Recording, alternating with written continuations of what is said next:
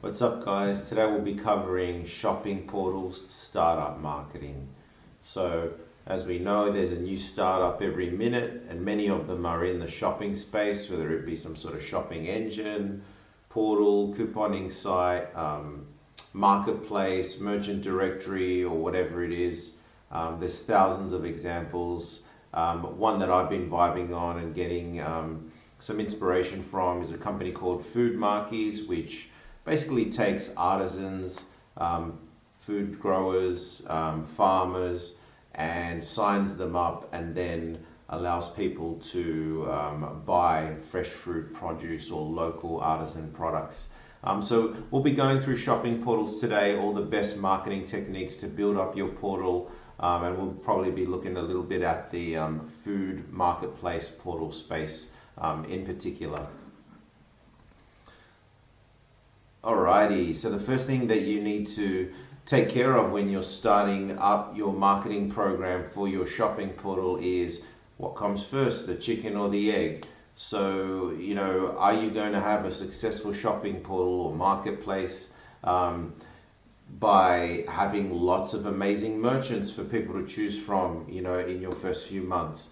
Or should you be focusing on driving average monthly users and building up the popularity of your site and getting people to buy things?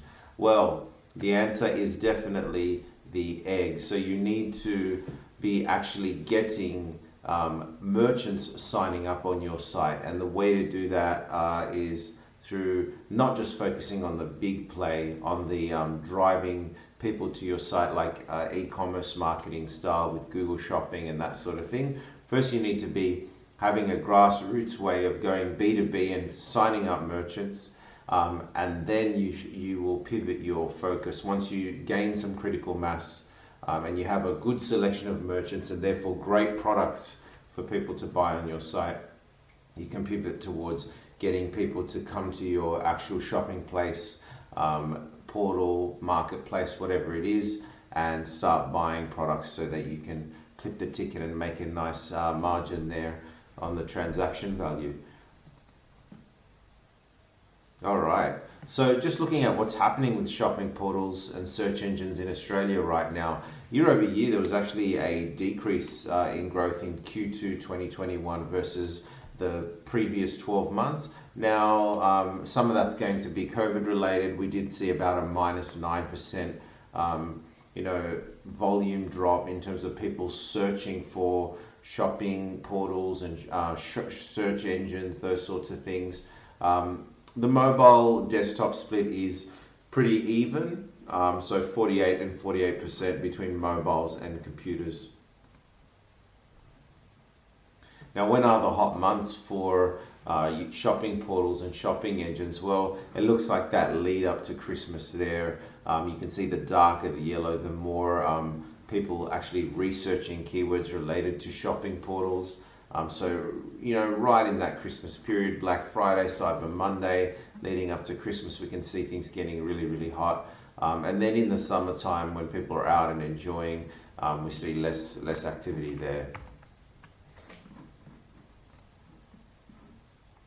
So let's get into ramping up your shopping portal, shopping marketplace, or shopping engine.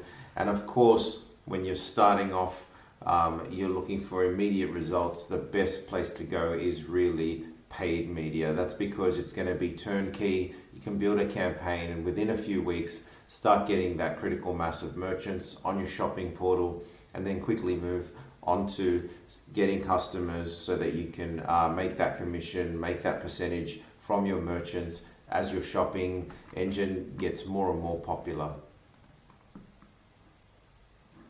All right, so as we know, Google is a massive partner for any startup business, someone that has amazing products including search, display, and YouTube, and all of these are going to come into play. So let's just talk about a few of the most important ones. You can see the option at the top here with the pictures and the prices is Google Shopping. Once you have a great selection of products on your shopping portal, of course, this is going to be one of the most high ROI channels for you. Sign up to Google Merchant Center, get your products within there, and then run paid ads here driving people to your website. If you can get the cost per click low enough, the maths will add up and you will make commission. Now underneath here we have the regular paid search ads. This will be for the chicken and the egg, meaning you can run ads here taking merchants to a specific landing page where they can sign up. So maybe if you are someone like Food Markies I was referring to before, and you're looking to sign up an artisan cake maker that wants to sell cakes from their house, you might target a keyword like sell my cakes online. So someone will type that in and then come down here and actually in this section here, start to click through back to your website and sign up. Now the next thing is YouTube. Of course, YouTube is the second biggest search engine. It's going to have massive reach. So if people are looking at specific videos like how to sell my farming growers produce or fresh produce or whatever it is, you can actually pre-roll your ad before that video starts. You'll only pay for a click if someone actually clicks on the link. So and also if there's the skip now button, if someone does press that skip button within the 5 seconds, you don't actually have to pay for that impression, which is great. Now also on the display ads side, you can see display ads like there and display ads here at the top. So you could put your ad on thousands of websites, premium websites like Sydney Morning Herald, where Google knows what people are in market for. So if they're in market for an artisan cake or artisan bread or whatever it is, you can show and also remarket products in squares if people have looked at specific products on your landing page. All right. Another example here just of the auction with Google Shopping and the paid search underneath. As is this one, organic food delivery. We can see a very jammed up auction here, highly competitive in this case, with lots of different merchants, shopping engines, direct food growers, all playing in this auction here.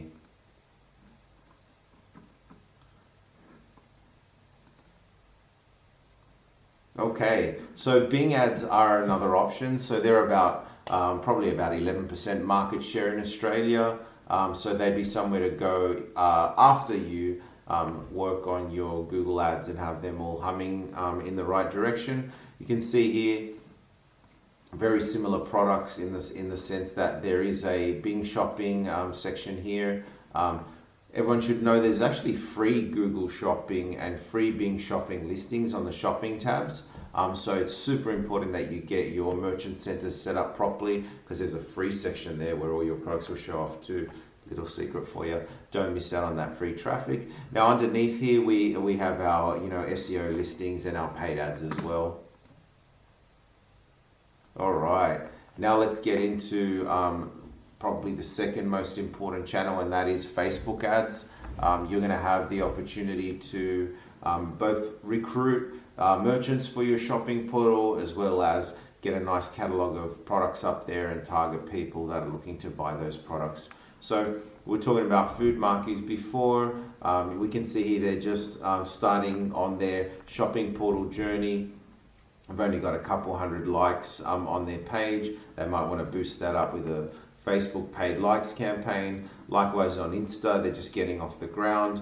But in terms of recruiting merchants like farmers or artisan cake producers or artisan bread producers, Facebook is going to know so much about people. It knows their passions, it knows their likes, it knows their ages, their demographics. So we will be able to get people on the artisan side. So let's say we wanted to target a bread maker.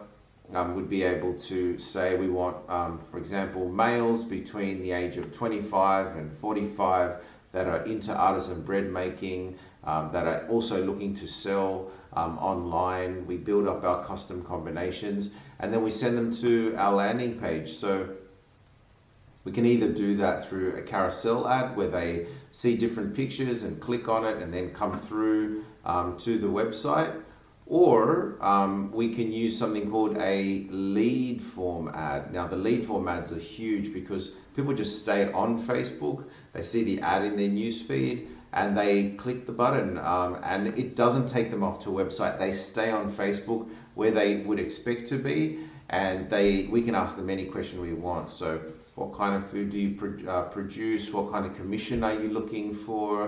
Where are you based in Australia? Do you deliver your products? Do you allow pickup? Whatever it might be. Once they hit submit, we'll get all that information and we'll be able to ring them up or email them and sign them onto the program so they're part of our portal. Okay, now the hard part is obviously trying to come up with the appropriate interests on Facebook and Instagram. Facebook powering both Facebook ads and Instagram ads. You know, the easy part is starting to muck around, and let's say we want people that are into fresh fruit or health and wellness, organic foods, all those kinds of things.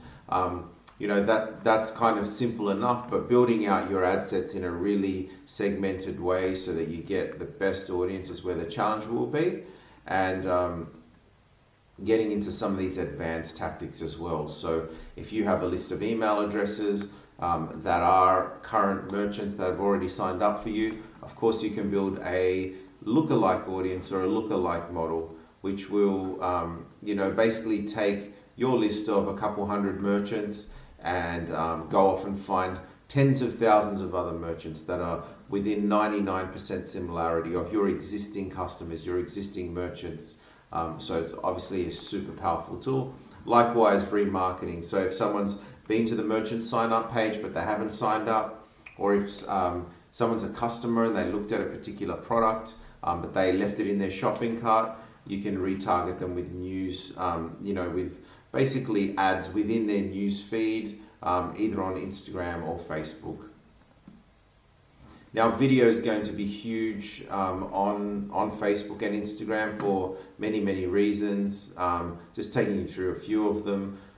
You know, it gets 48% more views. You know, things go a lot more viral. So video gets shared 1,200% more than text and images. And you know, you got to remember that video on Facebook, about 80% of it is played without sound. So you're going to have to build videos in a very sort of specific way that don't rely on sound a lot. And I'm just going to play a quick one for you, which I will put in the description down below. Now, another one which will be a really important part of especially the merchant build-up side will be your email marketing. So this will be a great way to get your merchants engaged, make sure they're uploading more and more product on there, incentivizing them to do so. You can pick any mail program you like, MailChimp, Campaign Monitor. These are extremely popular ones, especially in the Australian market. There are a lot more, but it's more about than just newsletters. Of course, automating and making sure that people, you know, continue along a sequence and get closer and closer to a conversion is what it's all about. I'll give you an example. So with food marquees that we were talking about before, if a customer buys eggs from a farm grower and they're delivered to their house, you probably know that eggs have a short lifespan, maybe it's a week or two. So you could definitely hit them with an email automation that shortly after their eggs have expired, you might wait 6 or 7 days and then hit them with an email automation about replenishing their stock of eggs in their fridge, you know, with the latest stock from that farm grower. And there'd be so many other automations that are really niche to your particular business, but that's where email marketing really comes into its own. Not just the newsletter side, but setting up all those triggers that are going to be unique to your shopping engine. All right, so let's get into some of the probably more advanced tactics that you'll get into later on.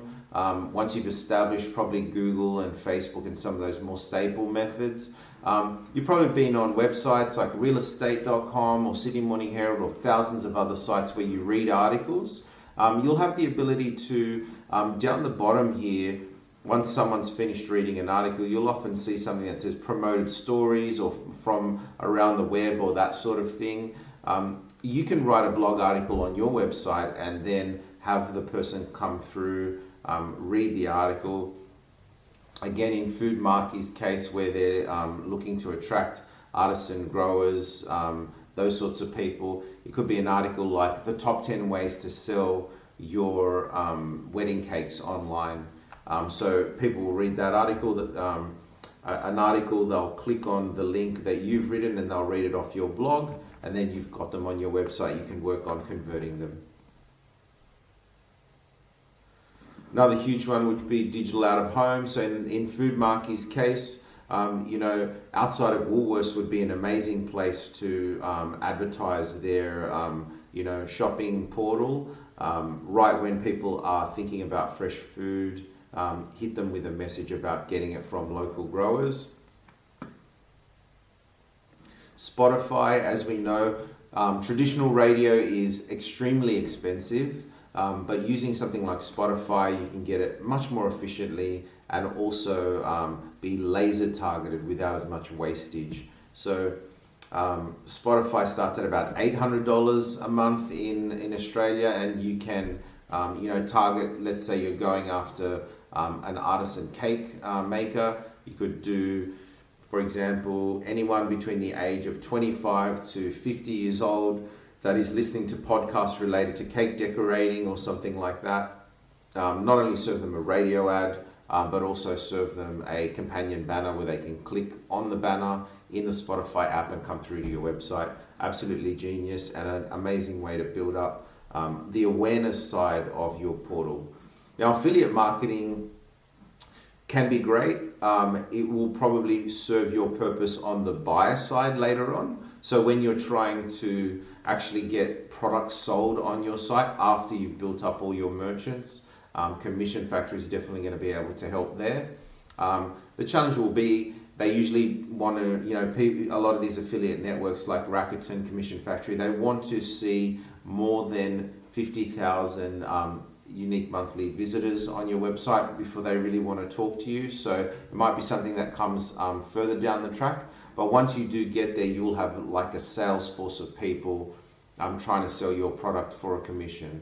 So it could be a food blogger who's writing about how he makes the amazing pasta sauce using tomatoes from a certain region, and he hyperlinks on the article a link back to your website where someone can buy those tomatoes.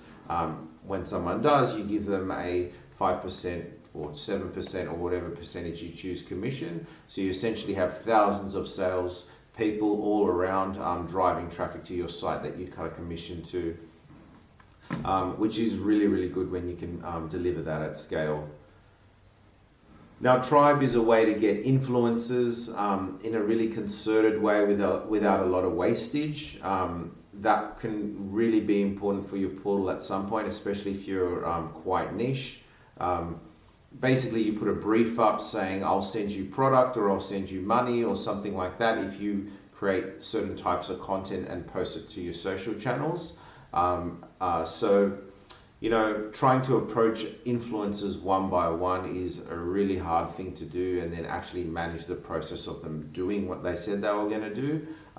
Whereas Tribe can take care of a lot of that hard work for you and get you some amazing content you can use as ads and on your landing page as a byproduct. Depending on your actual vertical that you're in with your shopping portal, if it's a younger one, TikTok ads could be somewhere that you could be driving very efficient traffic to your website. This product is a lot newer. There are a lot of advertisers that are still not taking advantage of it at all. But there's all sorts of videos that you can create and drive cheap traffic to your website. So don't sleep on TikTok ads at all, especially if you're after a younger demographic.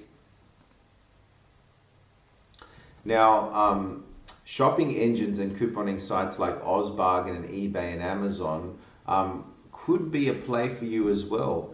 especially in the early days, you may choose to have an eBay store and Amazon store. Likewise, you might choose to take product like that you're looking to clear and sell it really quickly on Ozbargain. So just look for all those niche shopping engines and couponing sites that might be able to speed things up in terms of distribution for you.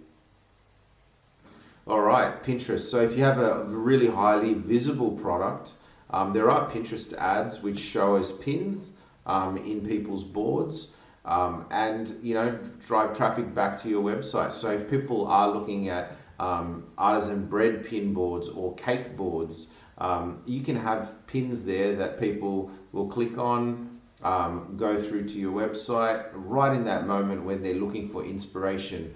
And the thing is, people go, Pinterest, no big deal. But actually, there's about 8 million people in Australia and New Zealand that come back to Pinterest each and every month. A lot of that is to do with basically a lot of Google image search being powered by Pinterest. But that doesn't mean it's not true. So you do have about 8 million people there. If you have a visual niche, like amazing cakes or something like that, where people would be going to interest to draw inspiration, that is a way you can consider it for cheap traffic. All right, so let's move on now to the organic side. Now, the challenge with a startup is SEO is a much longer term play. What we would just say is, do focus on generating some great content that is going to help you scale and answer questions in your niche. You may find that you do gain some ability to rank for some really important topics if you do that. If you don't do it haphazardly. You're going to have to say to yourself when you first launch, hey, I'm just going to write 20 solid resource articles and publish them to a blog section, and then I'm going to add to that on a weekly basis. If you're not prepared to do that, you might not get much out of this, and you may be better off just leaving the blog off your site altogether. Now, the other side is the social community building side. So that's where you're just looking at organic content for your, your shopping portal, organic within the Facebook page. So I think it is important to have regular engagement there, but it's not necessarily something that's going to make a huge difference the same way that the paid media side would. So that's it, guys. I hope this has been helpful for you if you are looking to start up in the shopping engine or shopping portal or marketplace space. There are a huge amount of channels out there. We've really just scratched the surface. Keep going at it. Try your hardest on the digital marketing side. If you do need any help, don't hesitate to reach out to Nimbull Digital Marketing. I'm Michael. I've been your host for the day. Have a great day.